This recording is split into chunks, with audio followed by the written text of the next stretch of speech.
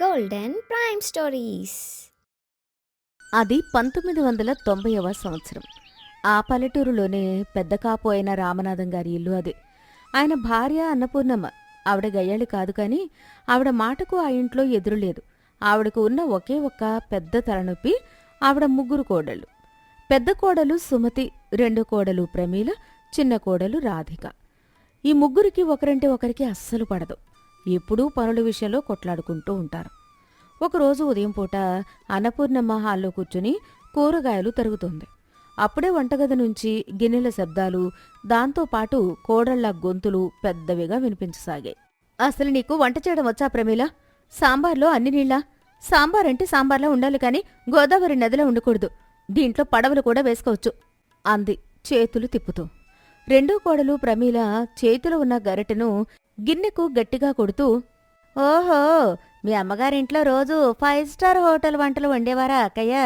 నేను పెట్టిన సాంబార్ నచ్చకపోతే మీరే వచ్చి వండాల్సింది కదా, నన్నెందుకు దబాయిస్తారు అంది కోపంగా. ఇంతలో మూడో కోడలు రాధిక అద్దం ముందు నిలబడి తలలో మల్లెపూలు పెట్టుకుంటూ వంటగదిలోకి వచ్చింది. మీ ఇద్దరికీ రోజూ ఇదే గొడవ. అయినా పొద్దున్నే ఈ సాంబార్ వాసన చూస్తేనే నాకు వికారం వస్తుంది. ఈరోజు రేడియోలో లలిత సంగీతం వస్తుంది. నన్ను కాస్త ప్రశాంతంగా విననివ్వండి అక్కయ్యలు అంది. సుమతి, ప్రమీల ఇద్దరూ ఒక్కసారిగా రాధిక వైపు కోపంగా తిరిగారు. నువ్వు మాట్లాడుకు రాధిక. పొద్దునుంచి ఒక్క పని చేయలేదు. అప్పుడే మల్లెపూలతో అలంకారం అయిపోయిందా? ఇంట్లో పనులన్నీ మేమిద్దరం చేసి చావాలా అని గద్దించింది. హాల్లో కూర్చున్న అన్నపూర్ణమ్మకు విసుగొచ్చింది. కూరగాయల పళ్ళం పక్కన పెట్టి గట్టిగా అరిచింది. ఏయ్, ఆపండి మీ గొడవలు. పొద్దున లేస్తే చాలు మీ ముగ్గురి కోతలు వినలేక చస్తున్నాను. వీధిలో వెళ్లే పొరుగువాళ్లు నవ్వుకుంటున్నారు. నా పరువు సంసారాన్ని ఇలా బజార్లో పెడుతున్నారు కదటే. ముగ్గురు కోడళ్ళు వంటగది నుండి బయటకు వచ్చి అత్తగారి ముందు నిలబడ్డారు. చూడండి అత్తయ్య, నేనెంతో కష్టపడి వండితే ఈ అక్కయ్య కావాలనే నా వంటను వంకలు పెడుతోంది. నేను వంకలు పెట్టడం కాదు ప్రమీల, నువ్వు చేసేది అసలు వంట అంటారా అని అడిగాను. అన్నపూర్ణమ్మ తల పట్టుకుంది. ఎవండి రామనాథం గారు, ఎక్కడున్నావయ్యా? కాస్త ఇటురా. ఈ కోడళ్ల గోల నేనొక్కదాన్నే చూడలేకపోతున్నాను అని భర్తను పిలిచింది. రామనాథం గారు చేతిలో ఈనాడు పేపర్ పట్టుకుని హాల్లోకి వచ్చారు. ఏమైందన్నపూర్ణ, పొద్దున్నే ఎందుకు అంతలా అరుస్తున్నావు? పేపర్ కూడా ప్రశాంతంగా చదవనివ్వరా? మీరు పేపర్ చదవండి, లేదా ఆ బజాజ్ స్కూటర్ వేసుకుని ఊరంతా తిరగండి. ఇక్కడ నా ప్రాణం పోతోంది. ఈ ముగ్గురి తగువులు ఎలా ఆపాలో మీరే ఒక దారి చెప్పండి. రామనాథం గారు ముగ్గురు కోడళ్ల వైపు చూశారు. అమ్మా సుమతి, ప్రమీల, రాధిక, మీరంతా అక్క చెల్లెళ్ళు. ఎందుకు ఇలా పనుల కోసం చిన్న చిన్న విషయాలకే గొడవ పడతారు? కలిసి ఉంటే కలదు సుఖం అన్నారు పెద్దలు. మామయ్య గారు, కలిసి ఉండడానికి నేను సిద్ధమే. కాని వీళ్ళిద్దరూ నన్ను పెద్ద కోడలుగా గౌరవించడం లేదు, ఎదురు చెప్తున్నారు. గౌరవం అడిగితే రాదక్కయ్యా, ప్రవర్తన బట్టి వస్తుంది. నువ్వు పెద్దదానివి కదా అని పనులన్నీ మాకే ఇస్తావా? కోడళ్ల తగాదాలు రోజురోజుకి మితిమీరిపోవడంతో అన్నపూర్ణమ్మ ఒక కఠినమైన నిర్ణయానికి వచ్చింది. ఆ రాత్రి భోజనాలయ్యాక ముగ్గురు కొడుకులను మరియు కోడళ్లను హాల్లో కూర్చోబెట్టింది. ఇలా చూడండి, రేపట్నుంచి ఇంట్లో ఏ కోడలు ఏ పని చెయ్యాలో నేను ఖచ్చితంగా చెప్తాను. ఎవరి పని వారు మాత్రమే చెయ్యాలి. ఒకరి పనిలో ఇంకొకరు అస్సలు జోక్యం చేసుకోకూడదు. ఇది నా ఆజ్ఞ. పెద్ద కొడుకు రఘు, మంచిదమ్మా, రోజు ఇల్లంతా ఒకటే యుద్ధంలా అవుతుంది. అవునమ్మా, నీ నిర్ణయం ఏంటో, పంపకాలేంటో త్వరగా చెప్పు. భోజనాల దగ్గర పనులు పంచుతున్నాను వినండి. పెద్ద కోడలు సుమతి భోజనాలప్పుడు విస్తళ్ళు వేయాలి, మంచినీళ్ల గ్లాసులు పెట్టాలి, అంతే. ప్రమీల, నువ్వు వండిన వంటలన్నీ గబగబా అందరికీ వడ్డించాలి. అమ్మా చిన్న కోడలు రాధిక, నువ్వు అందరూ తిన్న తర్వాత ఆ విస్తళ్ళు తీసి బయట ఉన్న పెరట్లోని దిబ్బ మీద పారేయాలి. మీ పనులు ఇవి మాత్రమే. ముగ్గురు కోడళ్ళు ఒకరి ముఖాలు ఒకరు చూసుకున్నారు. ఎవరి పనులు వాళ్లకు సులువుగానే అనిపించాయి. రాధిక మనసులో నవ్వుకుంది. అబ్బా, నాకు చాలా ఈజీ పనిచ్చారత్తయ్య. వాళ్ళు వేసి వడ్డించి అందరూ తిన్నాక నేను కేవలం ఆ ఎంగిలి విస్తళ్ళు తీసి దిబ్బ మీద పారేస్తే సరిపోతుంది కదా. ఈ ఏర్పాట్లతో ఇల్లు కాస్త ప్రశాంతంగా మారింది. కోడళ్ళు ఒకరితో ఒకరు మాట్లాడుకోవడం మానేశారు. ఎవరి పని వారు చేసుకుంటూ పోతున్నారు. ఎవరి పనికి అడ్డు రావడం లేదు. ఇంట్లో పొట్లాటలు తగ్గాయి. అన్నపూర్ణమ్మ హమ్మయ్య అనుకుంది. ఇక నా సంసారానికి ఎలాంటి దిష్టి తగలదు, గొడవలు పోయాయి అని మురిసిపోయింది. కొన్ని రోజులు గడిచాయి. ఒక శనివారం ఉదయం వాకిట్లోకి అంబాసిడర్ టాక్సీ వచ్చి ఆగింది. అందులో నుంచి రామనాథం గారి అన్నయ్య సూర్యం గారు, ఆయన భార్య జానకమ్మ దిగారు. రామనాథం గారు ఎదురెళ్లారు. రండి రండి అన్నయ్య, ఎంత పని చేశారండి? వస్తున్నట్లు కనీసం ఆ ఫోన్ బూత్ నుండి ఒక ట్రంకాలైనా చేయకూడదా? మేము స్టేషన్కి వచ్చేవాళ్ళం కదా మిమ్మల్ని తీసుకురావడానికి. పర్లేదు తమ్ముడు, ప్రయాణం బాగానే సాగింది. మీకు ఎందుకు శ్రమ అని చెప్పలేదు. రెండక్కయ్య, చాలా రోజుల తర్వాత మిమ్మల్ని చూడ్డం. లోపలికి రండి అని కూర్చోబెట్టింది. చుట్టాలు కాళ్లు కడుక్కొని హాల్లో కూర్చున్నారు. అన్నపూర్ణమ్మ వంటగది వైపు వెళ్లి కోడళ్లను పిలిచింది. అమ్మా కోడళ్ళారా, విశాఖపట్నం నుంచి మీ పెద్ద మామయ్య వాళ్ళొచ్చారు. వాళ్ళు చాలా పద్ధతి గలవారు. మరి ఇంటి మర్యాద ఎక్కడా తగ్గకూడదో నేను చెప్పినట్లే మీ పనులు మీరు త్వరగా ఎంతో శుభ్రంగా పద్ధతిగా చేసుకోండి. ముగ్గురు కోడళ్ళు ఒక్కసారిగా సరేనంటే సరేనత్తయ్య, మేం ఎక్కడా తగ్గమన్నారు. అత్తగారు చెప్పిన నిబంధనలను వారు అక్షరాల పాటించాలని ఫిక్స్ అయ్యారు. వంటగదిలో ప్రమీల ఎంతో కష్టపడి 4 రకాల పిండి వంటలు, పాయసం, గోదావరి స్పెషల్ వంకాయ కూర అన్నీ గుమగుమలాడేలా వండి సిద్ధం చేసింది. హాల్లో కూర్చున్న చుట్టాలు వంట వాసనకే మురిసిపోతున్నారు. 1 గంట అయింది. భోజనాల సమయం ఆసన్నమైంది. సూర్యంగారు, జానకమ్మ ఎంతో ఆకలితో ఉన్నారు. అన్నపూర్ణమ్మ పెద్ద కోడల్ని పిలిచింది. సుమతి, మామయ్య వాళ్ళు కూర్చున్నారు, త్వరగా విస్తళ్ళు వెయ్యమ్మా. సుమతి రంగంలోకి దిగింది. అత్తగారు చెప్పిన నియమం ప్రకారం తన పని కేవలం విస్తళ్ళు వేయడం, నీళ్లు పెట్టడం మాత్రమే అని గుర్తు చేసుకుంది. ఆమె ఎంతో వేగంగా త్వరగా ముందుకు వచ్చి అరిటాకులు పరిచేసింది. గబగబా చెంబుతో మంచినీళ్లు తెచ్చిపెట్టింది. చూసావా జానకి, పెద్ద కోడలు ఎంత చురుగ్గా ఉందో, విస్తళ్ళు ఎంత అందంగా పద్ధతిగా వేసిందో అని మెచ్చుకున్నారు. సుమతి తన పని అయిపోగానే అక్కడ్నుంచి వెళ్ళిపోయింది. అప్పుడు రెండో కోడలు ప్రమీల వంతు వచ్చింది. ప్రమీల అక్కయ్య విస్తళ్ళు వేసి మంచి క్రెడిట్ కొట్టేసింది. నా వడ్డనతో నేను మామయ్యను అత్తయ్యని ఇంప్రెస్ చేయాలి, పైగా అత్తగారు త్వరగా చెయ్యి అన్నారు కదా అనుకుంది. ప్రమీల వేడివేడి అన్నం, కూరల గిన్నెలు పట్టుకుని గబగబా హాల్లోకి వచ్చింది. విస్తళ్లలో వేడివేడి అన్నం, పప్పు, 4 రకాల పిండి వంటలు, పాయసం వడ్డించుకుంటూ మెరుపు వేగంతో వెళ్ళిపోయింది. ఒక సెకను కూడా అక్కడ నిలబడలేదు. అమ్మా కాస్త నెమ్మదిగా అనేలోపే ప్రమీల వడ్డన పూర్తి చేసి గిన్నెలు పట్టుకుని మాయమైపోయి వంటగదిలోకి వెళ్ళిపోయింది. సూర్యంగారు విస్తుపోయారు. ఒరే రామనాథం, నీ రెండో కోడలు శరవేగంతో వడ్డించేసిందిరా. అంత తొందరగా వడ్డించడం నేను నా జీవితంలో ఎక్కడా చూడలేదు. అన్నపూర్ణమ్మ గర్వంగా నవ్వింది. చూసారా అక్కయ్య, మా కోడళ్ళ క్రమశిక్షణ వేగం ఎలా ఉందో. మీరు ఏమీ అనుకోకండి. సరే, ఇక భోజనం కానివ్వండి. చుట్టాలు సూర్యంగారు, జానకమ్మ ఆకలితో ఆ వంటలను చూస్తూ అన్నం కలుపుకుందామని చేతులు చాచారు. సరిగ్గా అదే సమయంలో మూడో కోడలు రాధిక ఎంట్రీ ఇచ్చింది. ఆమె మనసులో అత్తగారి మాటలు స్పష్టంగా గుర్తున్నాయి. పెద్దక్క విస్తళ్ళు వేసేసింది, ప్రమీలక్క వడ్డించేసింది. అంటే వారి పనులు అయిపోయాయి. అత్తయ్యగారు చెప్పిన త్వరగా చేయండి అనే మాట కూడా నాకు వర్తిస్తుంది కదా. ఇప్పుడు నా వంతు వచ్చింది అనుకుని రాధిక ఒక పెద్ద గంప పట్టుకుని హాల్లోకి వచ్చింది. చుట్టాలు ఇంకా మొదటి ముద్దు కూడా నోట్లో పెట్టుకోలేదు. చేతులు ఆకులోనే ఉన్నాయి. కాని రాధిక ఏమాత్రం ఆలోచించకుండా, ఎవరి వంక చూడకుండా వాళ్లు తినడానికి చేయి చాచిన ఆ వడ్డించిన విస్తళ్ళన్నీ గబగబా ఎత్తేసి ఆ గంపలో పడేసింది. సూర్యంగారు చేతిలో అన్నం ముద్ద పట్టుకోబోయి ఆకు లేకపోవడంతో గాల్లోనే ఉండిపోయారు. జానకమ్మ నోరు తెరచి కళ్ళు పెద్దవి చేసి షాక్తో చూస్తూ ఉండిపోయింది. రాధిక ఆ గంపనెత్తుకుని పరుగున పెరట్లోకి పరిగెత్తి దిబ్బ మీద ఆ వడ్డించిన విస్తళ్ళన్నింటినీ ఏమీ ఆలోచించకుండా కుమరించి ఏమీ ఎరగనట్లు చేతులు దులుపుకుంటూ హాల్లోకి వచ్చి నిలబడింది. ఇదంతా ఒక క్షణంలో జరిగిపోయింది. అన్నపూర్ణమ్మ ముఖం ఆడిపోయింది. కోపంతో ఊగిపోతూ అరిచింది. రాధిక, అసలేం జరుగుతోంది ఇక్కడ? పెద్ద మావయ్య, అత్తయ్య ఇంకా అన్నం ముట్టనే లేదు. అప్పుడే విస్తళ్ళు ఎందుకు తీసి దిబ్బ మీద పారేశావు? బుద్ధుందా నీకు?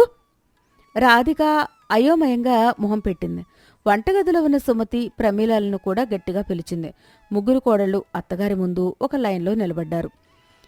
ఇందులో నా తప్పేముందత్తయ్య? మీరు పొద్దున్నే చుట్టాలు రాగానే మా ముగ్గురికి ఏం చెప్పారు? ఎవరి పనులు వారు త్వరగా శుభ్రంగా చేసుకుని పొండి అన్నారు కదా. అక్కయ్య పని విస్తళ్ళు వేయడం వేసేసింది, ప్రమీలక్క పని వడ్డించేసింది. వాళ్ళిద్దరి పనులు అయిపోయాక నా పని విస్తళ్ళు తీసేయడం కదా. అందుకే నా వంతు రాగానే నేను కూడా నా పని త్వరగా పూర్తి చేసుకున్నాను. అవునత్తయ్య, మీరు చెప్పినట్లే ఎవరి పనులు వాళ్ళు త్వరగా చేసుకున్నాము. ఎవరి పనిలో వాళ్ళు జోక్యం చేసుకోలేదు అన్నారు ముగ్గురు కోడళ్ళు ఒక్కసారిగా. ఒకే స్వరంతో. రామనాథం గారు ఈ తతంగం చూసి తల పట్టుకున్నారు. సూర్యంగారు మొదట షాక్ తిన్నా, తర్వాత ముగ్గురు కోడళ్ల అమాయకత్వం, అత్తగారి వింత రూల్స్ విషయం అర్థమై గట్టిగా పగలబడి నవ్వడం ప్రారంభించారు. రామనాథం, అన్నపూర్ణ, మీ కోడళ్ళు అక్షరాల మీ మాట విన్నారురా. ఇందులో వాళ్ళ తప్పు ఏమీ లేదు. మీరు పెట్టిన వింత నియమాలే దీనికి కారణం. పనులు పంచుకోవాలి కాని ఇలా గీతలు గీసుకొని కాదురా. అన్నారు సూర్యంగారు నవ్వుతూ. అన్నపూర్ణమ్మకు అప్పుడు అర్థమైంది, తాను కోడళ్లను కలిసి ఉండేలా చేయాల్సింది పోయి పనులను విడదీసి వారి మధ్య దూరాన్ని, యాంత్రికతను మరింత పెంచాను అని గ్రహించింది. అన్నపూర్ణమ్మ కళ్ళలో నీళ్లు తిరిగాయి. నన్ను క్షమించండి, అత్తగా నాది తప్పు. మీ మధ్య గొడవలు ఆపడానికి నేను దొంగదారులు వెతికాను కాని మీ ముగ్గురిని ఒకే తాటిపైకి తీసుకురావాలనే నిజమైన ప్రయత్నం చేయలేదు. ఇల్లు అంటే గీతలు గీసుకోవడం కాదు, కలిసి పంచుకోవడం, ఒకరికొకరు సాయం చేసుకోవడమని ఈరోజు నాకు అర్థమైంది అంది. సుమతి ముందుకు వచ్చి అత్తగారి దగ్గరికి వచ్చి, లేదత్తయ్య, మాది కూడా తప్పే. మేము ఎప్పుడూ స్వార్థంతో ఆలోచించాం కానీ ఒకరికొకరం అక్కా చెల్లెలలా తోడుగా ఉండాలని అనుకోలేదు. ఈరోజు ఈ గందరగోళంతో మాకు ఒక విషయం స్పష్టంగా అర్థమైంది. మేము ముగ్గురం విడివిడిగా ఉంటే ఇలాంటి పిచ్చి పనులే జరుగుతాయి. మనం ముగ్గురం కలిసి ఉంటేనే ఈ ఇంటికి అందం అంది. అవునక్కయ్య, ఇకపై మన ఇంట్లో ఎలాంటి పనుల గొడవలు ఉండవు. మనమంతా కలిసి వండుకుందాం, కలిసి వడ్డిద్దాం, కలిసి తిందాం. అన్నపూర్ణమ్మ నవ్వి కన్నీళ్లు తుడుచుకుంది. సరే సరే, ఈ సెంటిమెంట్స్ చాలు కానీ ముందు మామయ్య వాళ్ళు ఆకలితో ఉన్నారు. వంటగదిలో ఇంకా అన్నం కూరలున్నాయి కదా. ఈసారి మీ ముగ్గురు కలిసి వెళ్ళి చుట్టాలకు మళ్ళీ కొత్తగా విస్తళ్ళు వేసి ముగ్గురు ప్రేమగా వడ్డించి వాళ్ళు తిన్నాక ఆ తర్వాత తీయండి అంది. అలాగే అత్తయ్య అంటూ ముగ్గురు కోడళ్లు నవ్వుతూ వంటగదిలోకి వెళ్లారు. ఆ రోజు రామనాథం గారి ఇంట్లో చుట్టాలంతా ఆ జరిగిన తంతును తలుచుకుని కడుపుబ్బా నవ్వుకుంటూ తృప్తిగా భోజనం చేశారు. ఆ ఇల్లు ఆ రోజు నుంచి గొడవలు లేకుండా ముగ్గురు కోడళ్ల కలయికతో స్వర్గంలా మారింది. కథలోని నీతి: కుటుంబంలో పనుల విభజన కంటే మనసుల కలయిక ముఖ్యం. గీతలు గీసుకుని బతికితే యాంత్రికంగా ఉంటుంది. కలిసికట్టుగా ఒకరికొకరు సాయం చేసుకుంటూ ఉంటే ఎలాంటి సమస్యనైనా నవ్వుతూ దాటవచ్చు. ఐక్యమత్యమే మహాబలం. గోదావరి తీరాన ఉన్న రామచంద్రాపురం పల్లెటూరులో ధర్మారావు అనే మోతుబరి రైతు ఉండేవాడు. ఆయనకు 10 ఎకరాల పొలం, ఒక పెద్ద పెంకుటిల్లు ఉన్నాయి. ఆయనకు 2 కొడుకులు, రామయ్య, సోమయ్య. రామయ్యకు కాంతమ్మతో, సోమయ్యకు సీతతో ఈ మధ్య పెళ్లిళ్లయ్యాయి. వృద్ధాప్యం వల్ల ధర్మారావు మంచాన పడ్డాడు. తన ఆఖరి ఘడియల్లో 2 కొడుకులను, కోడళ్లను దగ్గరకు పిలిచాడు. రామయ్య, సోమయ్య, నా ప్రాణాలు గాలిలో కలిసిపోయేలా ఉన్నాయి. నా తర్వాత మీరిద్దరూ ఒకరికొకరు తోడుగా ఉండాలి. ఆస్తి కోసం ఎప్పుడూ గొడవ పడకండి. కలిసి ఉంటే కలదు సుఖం. నువ్వు నిశ్చింతగా ఉండు నాన్న. సోమయ్య నా తమ్ముడు కాదు, నా కొడుకు లాంటి వాడు. వాడి బాధ్యత నాది. నాన్న, మమ్మల్ని వదిలి వెళ్ళకండి. మీరే మాకు సర్వస్వం. కోడలు పిల్లలు, ఇల్లు గుట్టుగా చూసుకోండి అని ఆఖరి శ్వాస విడిచాడు.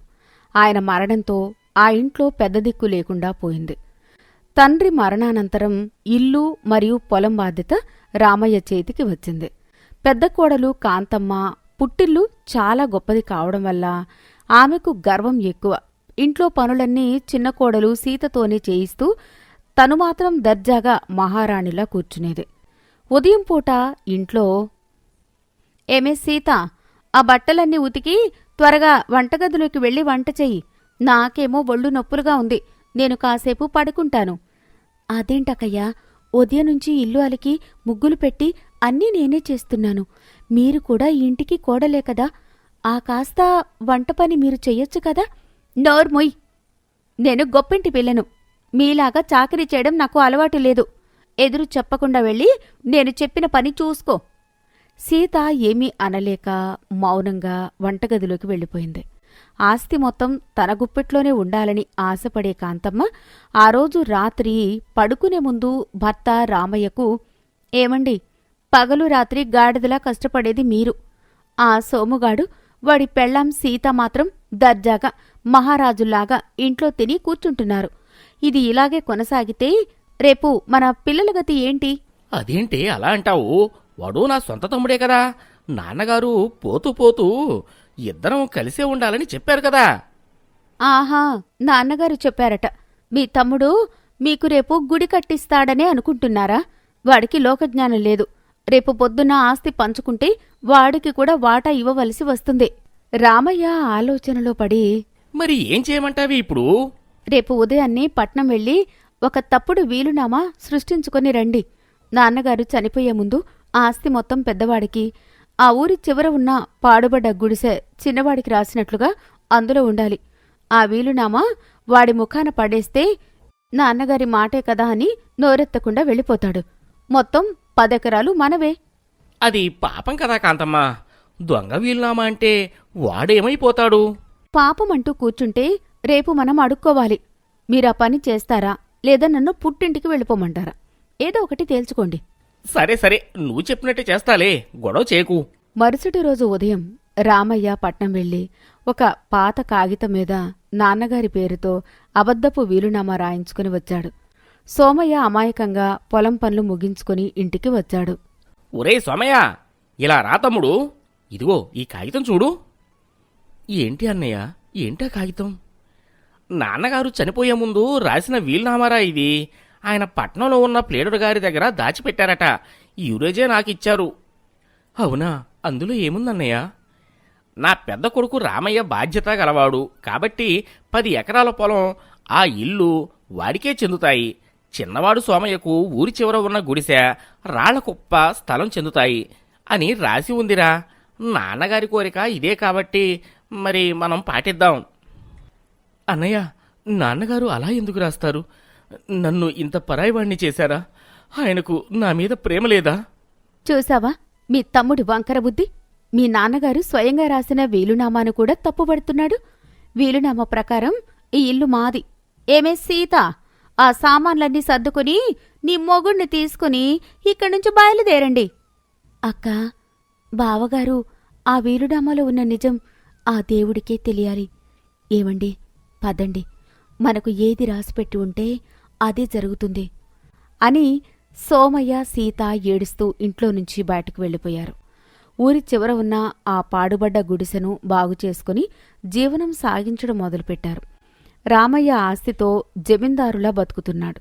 కాంతమ్మ ఒంటినిండా నగలతో ఊర్లో గర్వంగా తిరుగుతోంది. కాని సోమయ్య రోజువారీ కూలీకి వెళ్తూ వచ్చిన కొద్దిపాటి గింజలతో సీత వండిన గంజి తాగుతూ ఆనందంగా ఉన్నాడు. ఒకరోజు సాయంత్రం సోమయ్య అలసిపోయి ఇంటికి వస్తాడు. సీత, ఈరోజు కూలి సరిగ్గా దొరకలేదు. కేవలం 2 గుప్పెళ్ల రాగులు మాత్రమే తెచ్చాను. ఈ రోజుకు గంజి కాచిపెట్టు. అందుకేంలేండి, మీరు నా పక్కన ఉన్నారు, అది చాలు. మనకు ఆ భగవంతుడు ఏది రాసి పెడితే అదే జరుగుతుంది. మీరు పోయి కాళ్ళు కడుక్కుని రండి. నేను వేడిగా రాగిజావ కాస్తాను. నువ్వు లేకపోతే నా బతుకు ఏమైపోయేదే సీత అని అక్కడే మంచం మీద కూర్చున్నాడు. ఇలా ఉండగా ఒక మండు వేసవి మధ్యాహ్నం రామచంద్రాపురానికి ఎక్కడి నుంచో ఒక ముసలి బిచ్చగాడు వచ్చాడు. అతను ఆకలితో అల్లాడుతూ నేరుగా పెద్ద ఇల్లైన రామయ్య ఇంటికి వెళ్ళాడు. అమ్మా, భవతీ భిక్షాం దేహి. ఆకలితో పేగులు మాడిపోతున్నాయి తల్లి.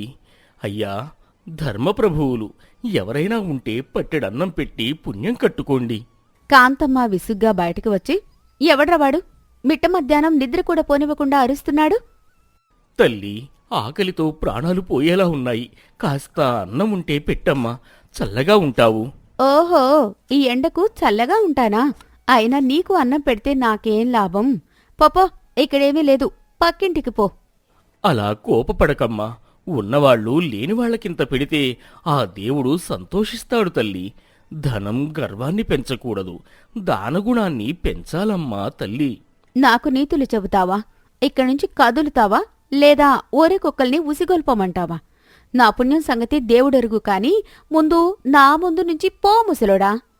ఆ అరుపులకు రామయ్య నిద్రలేచి హైరానా పడుతూ, ఏంటే ఏ అట అరుపులు? ఎవరతను? ఎవడో సోమరిపోతు, పనిచేయడానికి బద్ధకం, ఉదయాన్నే అడుక్కోవడానికి తయారయ్యాడు. అప్పుడు బిచ్చగాడు, అమ్మా, నీ ఆకలికి అర్థం లేదు, నీ ధనానికి శాంతి లేదు, ఉంటానమ్మా అంటూ బిచ్చగాడక్కడ్నుంచి కదిలి ఎండలో నడుచుకుంటూ ఊరి చివర ఉన్న సోమయ్య గుడిసెవైపు వెళ్ళాడు. సోమయ్య ఆ రోజు కూలిపని దొరకక నిరాశగా ఇంటికి వచ్చాడు. ఇంట్లో కేవలం ఒక ఇద్దరికి సరిపడా రాగి ముద్ద మాత్రమే ఉంది. సీత ఆ రాగి ముద్దను పళ్ళెంలో పెట్టి సోమయ్యకిస్తుండగా గుడిసె బయట నుండి పిలుపు వినిపించింది. నాయనా ఆకలి, 4 రోజులాయనా బాబూ, పట్టెడన్నం తిని ఎవరైనా ఉంటే కాస్త గంజైనా పోయండయ్యా. సోమయ్య వెంటనే బయటకు వచ్చాడు. వృద్ధుణ్ణి చూసి జాలిపడ్డాడు. అయ్యో తాతగారు, ఇలా రండి, గుడిసెలో నీడన కూర్చోండి. నాయనా, మీరు చాలా పేదవారిలా ఉన్నారు. నేనేమన్నా మీకు భారం అవుతున్నానా? అదేం మాట తాతగారు, అతిథి దేవునితో సమానమంటారు. మీరు ఇలా కూర్చోండి. సోమయ్య సీత వైపు చూస్తూ గొణిగాడు. సీత, ఇంట్లో ఉన్నదే కొద్దిపాటి రాగి ముద్ద కదా, ఆయనకు పెడితే మనం ఎలా? ఏవండి, మనం ఒకరోజు పస్తులున్నా ప్రాణాలు పోవు. కాని ఆ పెద్దాయన చూస్తే ఆకలితో అల్లాడిపోతున్నాడు. ఆయనకు కడుపు నిండా పెడదామని. సీత తమ కోసం వండిన ఆ ఒక్క రాగి ముద్దను కాస్త పచ్చడిని విస్తరాకులో పెట్టి బిచ్చగాడికి వడ్డించింది. ఆ వృద్ధుడు కన్నీళ్లు పెట్టుకుంటూ ఆ అమృతతుల్యమైన భోజనాన్ని తృప్తిగా తిన్నాడు. అమ్మా, ఎన్ని రోజుల తర్వాత ఇంత కమ్మటి భోజనం తిన్నాను. మీ పేదరికంలో కూడా ఇంత గొప్ప మనసున్న మీరు ఖచ్చితంగా అదృష్టవంతులు అవుతారు తల్లి. మాకు అదృష్టం ఎలా వస్తుంది తాతగారు? ఉన్న ఆస్తి పోయింది, దేవుడు మమ్మల్ని మర్చిపోయాడు. నాయనా, దేవుడు ఎవరినీ మర్చిపోడు. మనిషి కర్మలకి తగ్గ ఫలితం సమయం వచ్చినప్పుడు ఇస్తాడు. రేపు ఉదయం సూర్యోదయం సమయంలో మీ గుడిసె వెనకాల ఉన్న రాళ్ల కుప్ప దగ్గర తవ్వి చూడు. నీకు న్యాయంగా దక్కాల్సిన ప్రతిఫలం దక్కుతుంది. ఆ వృద్ధుడు అలా ఆశీర్వదించి అక్కడ్నుంచి మాయమయ్యాడు. సోమయ్య సీతలు ఆశ్చర్యపోయారు. మరుసటి రోజు ఉదయం బిచ్చగాడు చెప్పినట్లే సోమయ్య గుడిసె వెనక ఉన్న రాళ్లకుప్ప దగ్గర తవ్వడం మొదలుపెట్టాడు. కాసేపటికి గడ్డపార దేనికో తగిలి టంగుమనే శబ్దం వచ్చింది. సీత, ఇలా రా, ఇక్కడ ఏదో లోహపు పెట్టె తగులుతోంది. అయ్యో, ఏంటండి అది? మెల్లగా తవ్వండి. సోమయ్య మట్టి తీసి చూడగా అక్కడ ఒక పాత ఇత్తడి పెట్టె బయటపడింది. సోమయ్య వణికే చేతులతో ఆ పెట్టెను తెరిచాడు. అందులో మెరిసిపోయే బంగారు నాణాలు, ఒక పాత పత్రం ఉన్నాయి. సీత ఆ పత్రాన్ని తీసుకుని చదువుతూ, ఏమండి, ఇందులో ఏముందో చూడండి. నా ప్రియమైన కుమారులకు, ఇది నా పూర్వీకులు దాచిన నిధి. నా తర్వాత ఏ కొడుకైతే పేదరికంలోనూ ధర్మాన్ని దానగుణాన్ని విడివడో వాడికే ఈ నిధి చెందుతుంది. ఇట్లు మీ తండ్రి ధర్మారావు. నాన్నగారు, ఆయన మన భవిష్యత్తు ముందే ఊహించారన్నమాట. ఆ వచ్చిన బిచ్చగాడు సాక్షాత్తు మా నాన్నగారు సీత. అవునండి, ఆ దొంగవీలు నమ్మ చూసినప్పుడు మీ నాన్నగారికి మీరంటే ఇష్టం లేదనుకున్నారు కదా. ఇప్పుడు చూశారా మీ మీద ఆయనకు ఎంత ప్రేమో. ఆ బంగారు నాణాలతో సోమయ్య కొంత భూమిని కొనుక్కున్నాడు. మరియు వాళ్ల నాన్నగారి పేరు మీద ఒక అన్నదాన సత్రాన్ని కట్టించాడు. వచ్చిన అదృష్టానికి పొంగిపోకుండా ఆ పూరి గుడిసెనే చక్కగా బాగుచేసుకుని ఆ ఇంట్లోనే సంతోషంగా ఉన్నారు. అతని నిరాడంబరత, దానగుణం చుట్టుపక్కల 10 ఊర్లకు తెలిసిందే. మరోవైపు రామయ్యకు కష్టాలు మొదలయ్యాయి. కాంతమ్మ అత్యాశతో పట్నంలో ఒక వ్యాపారికి అధిక వడ్డీకి డబ్బులిచ్చి మోసపోయింది. రాత్రికి రాత్రే రామయ్య, కాంతమ్మలు బికారులు అయ్యారు. అయ్యో దేవుడా, ఎంత పని చేశావు! నా నగలు పోయాయి, ఇల్లు పోయింది. ఇప్పుడు మనం ఏమైపోవాలి? నోర్ముయ్, ఇదంతా నీ వల్లే జరిగింది. ఆ రోజు ఆ ముసలి బిచ్చగాడిని చీకొట్టి పంపించావు. తమ్ముణ్ణి తప్పుడు వీలునామాతో మోసం చేయించావు. అందుకే మనకి ఈ గతి పట్టింది.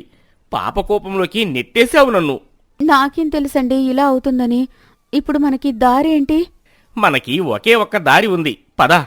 రామయ్య, కాంతమ్మలు తలలు వంచుకుని సోమయ్య బాగుచేసుకున్న ఆ గుడిసె ముందు నిలబడ్డారు. సోమయ్య, నన్ను క్షమించురా తమ్ముడు.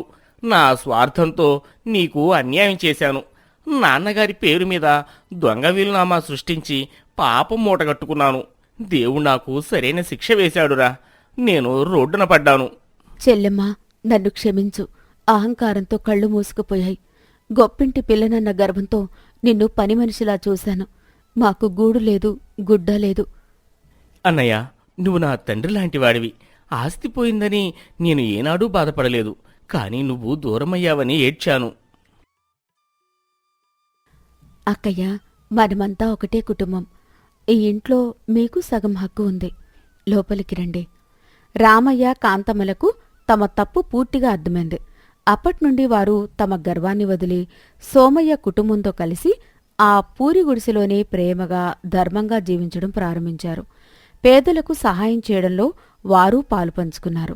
నీతి: స్వార్థంతో సంపాదించిన ఆస్తి ఎప్పటికీ నిలవదు. కష్టకాలంలోనూ ధర్మాన్ని, దానగుణాన్ని ఎవరైతే పాటిస్తారో భగవంతుడు వారికి ఊహించని అదృష్టాన్ని పంచుతాడు. అహంకారం పతనానికి మూలం.